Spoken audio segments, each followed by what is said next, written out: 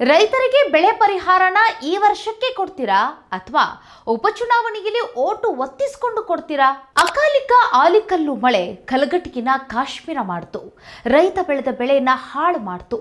ಬಿರು ಬೇಸಿಗೆಯಲ್ಲಿ ಕಟಾವಿನ ಹಂತದಲ್ಲಿದ್ದಂತ ಭತ್ತ, ದ್ರಾಕ್ಷಿ, ಕಲ್ಲಂಗಡಿ ಹಲವು ಬೆಳೆಗಳು ಆಲಿಕಲ್ಲು ಮಳೆಗೆ ಸಿಲುಕಿ ಮಣ್ಣು ಪಾಲಾದವು.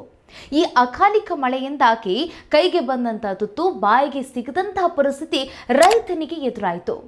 ಧಾರವಾಡ, ಹಾವೇರಿ, ವಿಜಯಪುರ, ಬಳ್ಳಾರಿ, ಬೆಳಗಾವಿ, ಉತ್ತರ ಕರ್ನಾಟಕದ ಹಲವು ಜಿಲ್ಲೆಗಳಲ್ಲಿ ಜಿಲ್ಲಾಡಳಿತದ ಲೆಕ್ಕಾಚಾರಕ್ಕೂ ಮೀರಿ ಬೆಳೆ ನಾಶ ಆಗಿದೆ.